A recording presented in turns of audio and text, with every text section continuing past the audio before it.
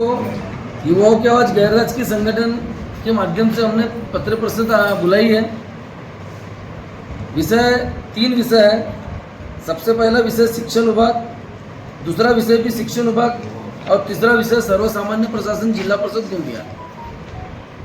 महत्वपूर्ण विषय ऐसा है कि ग्राम तेड़ो केंद्र दासगांव तालुका जिला गोंदिया जिला परिषद स्कूल में कार्यरत RS अग्रवाल मैडम है, जो कि 4/7/2016 से 29/6/2023 तक के निरंतर यानी लगभग 6 साल न 11 महीना होते आ रहा है, लगभग 7 साल हो गया निरंतर गैर हाजिर स्कूल में नहीं गए।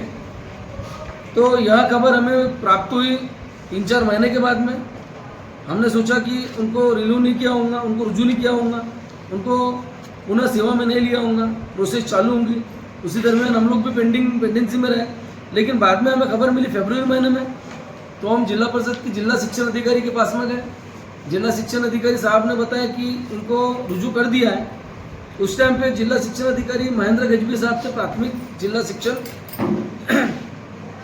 उन्हें हमने 30/4/2024 को पत्र व्यवहार करके संगठन के लेटर पैड से जिला परिषद के वर्तमान के मुख्य कार्यपालन अधिकारी सीओ साहब हमारे मुरुगनाथन साहब को निवेदन दिया कि RS अग्रवाल मैडम इन पे चौकसी बैठा ली जाए और न्यायिक चौकसी करके संबंधित विषय पे कार्रवाई की जाए।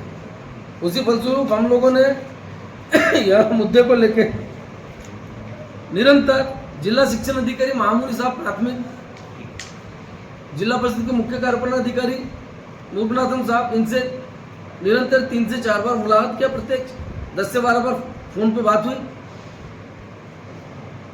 विषय ऐसा है कि एक जिला यंत्रणा अंतर्गत आपको बताना चाहूँगा, इतना बड़ा घोटाला हुआ है कि हमें जानकारी है कि मैडम 6 साल 11 महीना गैर हाजिर रहने पे भी रुजू किया गया।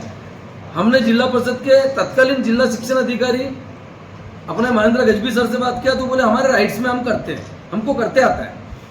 तो हमने उस चीज़ को अवॉइड किया और हमने आगे की प्रोसेस के लिए निरंतर बढ़ते गए।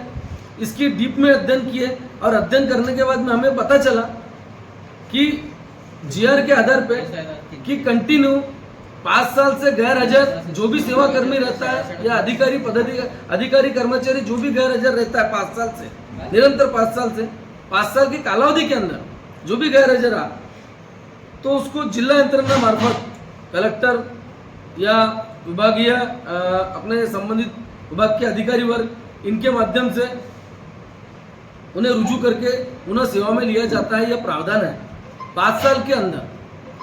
लेकिन अग्रवाल मैडम के प्रकरण में विषय ऐसा है कि निरंतर 6 साल 11 महीना अबव 5 इयर्स गैर हाजिर थे मैडम। तो उन्हें सेवा में लेने के लिए जिला यंत्रणा से संबंधित विभाग से एक प्रस्ताव भेजना पड़ता है महाराष्ट्र शासन को भेजना पड़ता है। उसका भी मैं आपको स्पष्ट बताना चाहूँगा किस प्रकार से कहाँ पे भेजना पड़ता है और उनके GR के आधार पे भेजना पड़ता है। ये सभी कॉपी मेरे पास में मौजूद है, मैं आपको कॉपी दूंगा। और उस पत्र व्यवहार के आधार पे वो लोग मांगनी करते हैं 5 साल के ऊपर गैर हाजिर जो रहा सेवा कर्मी, उसको सेवा में लेने के लिए मंत्रालय से मंजूरी लाना पड़ता है, जो कि अर्जा 2016 प्रशासकीय क्रमांक 84 सेवा 3 मंत्रालय मुंबई 10/10/2017 के GR अनुसार मार्फत प्रशासकीय मंजूरी लाना अनिवार्य होता है।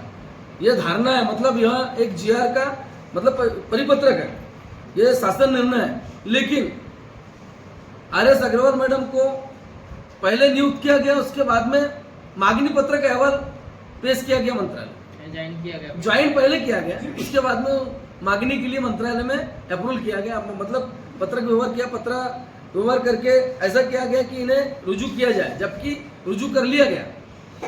अब रुजू करने के लिए सबसे बड़ी पिक्चर, सबसे बड़ा महत्व तो मैं देना चाहूँगा सौरभ अग्रवाल को, जो तत्कालीन प्रशासकीय प्राथमिक शिक्षण में कनिष्ठ प्रशासकीय अधिकारी के रूप में कार्यरत थे। सौरभ अग्रवाल कनिष्ठ प्रशासकीय अधिकारी के रूप में प्राथमिक शिक्षण में कार्यरत थे। उन्होंने अहवाल पुटअप किया तत्कालीन जिला शिक्षण अधिकारी महेंद्र गजबी साहब के टेबल पे। महेंद्र गजबी साहब ने सीओ के बगैर परमिशन के अपने स्तर पे रुजू करने का आदेश दिया। अब यह सारी गाइडलाइंस हमारे हाथ में नहीं थी, कागजी अहवाल हमारे पास में नहीं था। इसी स्वरूप हमने एक पत्र व्यवहार करके 30/4/2024 को जिला परिषद के सीओ साहब के पास में निवेदन दिया। तो सीओ साहब का कहना है, मुरुगनाथन साहब का, कि आपका निवेदन आने के 4 दिन पहले मैडम का एरियस अमाउंट के लिए फाइल आ चुकी है, बिलिंग फाइल मेरे टेबल पे पड़ी है। अच्छा छुआ आपने लाया, नहीं तो उनका बिल निकल जाता। एरियस क्या है जो जितने साल वो सेवा में नहीं 2016 से 2023 तक के सेवा में नहीं थे, तो उनके 7वां वेतन छोड़ के 6वां वेतन दिया जाता है।